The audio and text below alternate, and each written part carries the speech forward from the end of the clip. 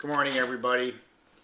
We started talking about the power of focus last time and how what we continually dwell on in our mind kind of sets the stage for where we go with our life. Are we in a stressful state or are we in a peaceful state?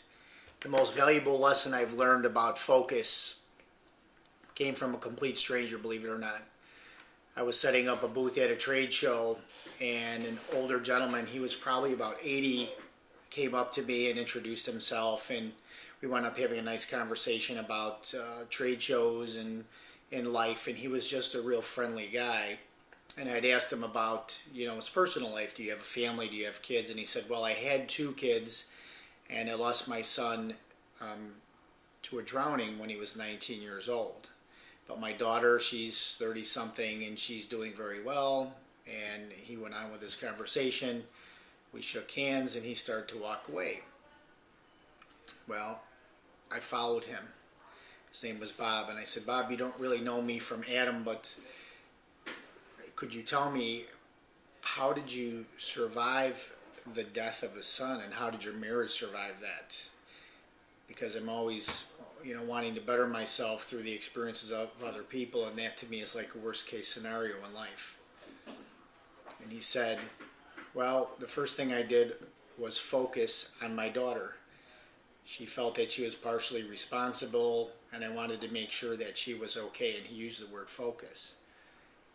And then he said, the next thing I did was write. I did a lot of writing, and I said, well, what kind of writing? Were you journaling?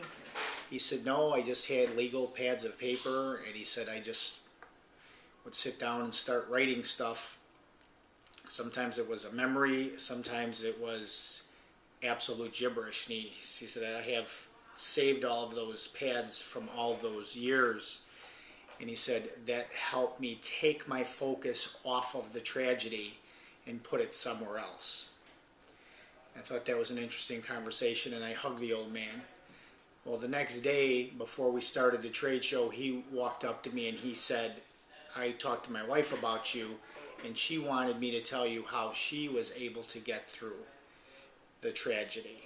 And he said, first she also focused her energy on our daughter, and the other thing she did was pray a lot. He said, my wife is very faithful, you see, and she prayed all the time. And I said, well, what did she pray for?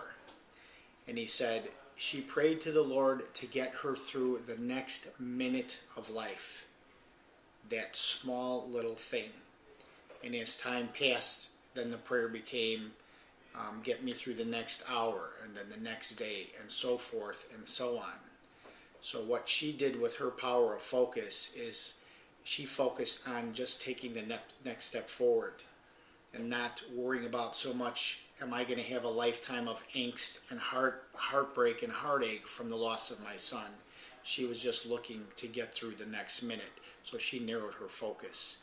And I never forgot the conversation with that gentleman, and how what we focus on and how we perceive things can determine even if we survive in this world. Because losing a child is about the worst thing that can happen to someone.